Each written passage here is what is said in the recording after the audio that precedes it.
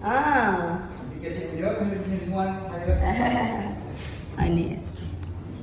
Bon.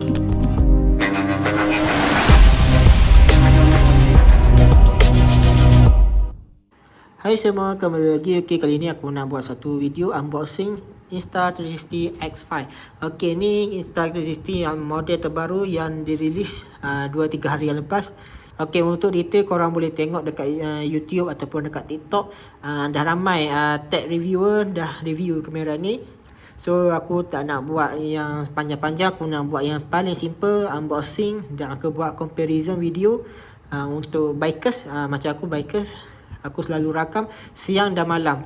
Okey, untuk Insta360 X5 ni dia dah banyak buat pembaharuan, iaitu sensor lebih besar daripada yang S4. Lepas tu night mode untuk video lebih cantik dan lebih terang. Okey, tanpa buang masa, jom kita unboxing. Oh, yang ni kita buka macam ni lah. Buka daripada tepi. Okey. Okay, bila korang beli, korang akan dapat macam dalam video ni lah. Satu kamera. Okay, kita buka, kita letak tepi. Kat sini kita dapat tengok satu kotak. Dalam ni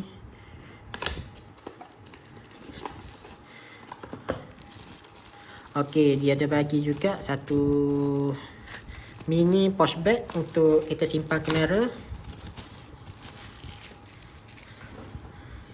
Okay.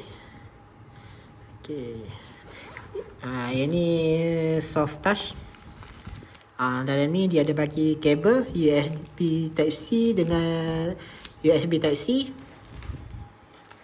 Dan ni adalah kain microfiber untuk kita lap lens kamera. So kita letak tepi dulu.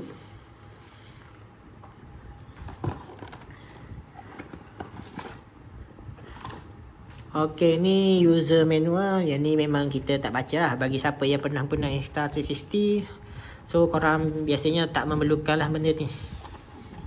So kat sini kita tengok dia tidak bagi lens guard seperti Insta360 X4. Okey, Insta360 X4 dia dah bagi lens guard kat sini. Dan juga hard case untuk protect body kamera, dia tidak bagi. So kali ni dia datang dengan body sahaja.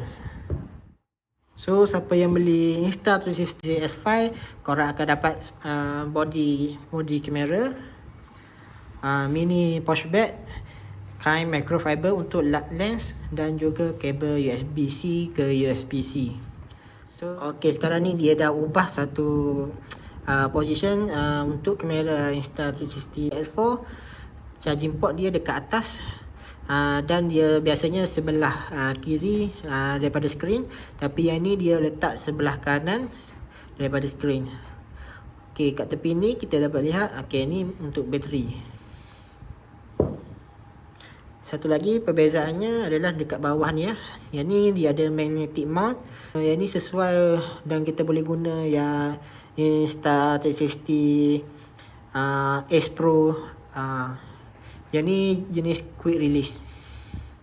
Okey, satu lagi pembaharuan yang dia dah buat, iaitu okey, kat sini ya, dia ada wind guard untuk mikrofon. So kalau korang nak tengok hasilnya, nanti aku akan tunjuk sampel video aku rakam. Kita perbandingkan dengan Insta360 X4, bunyi dia macam mana dan bunyi yang ni macam mana. So nanti kita akan buat video waktu siang dan juga video night mode dan juga video mic comparison. Okey, mesti korang tertanya-tanya kan, adakah betul lens guard Insta360 X4 kita boleh guna dekat Insta360 X5. So kat sini kita ada satu sampel, kita try buka dan kita try pasang. Kita tengok boleh tak dia guna dekat Insta360 X5.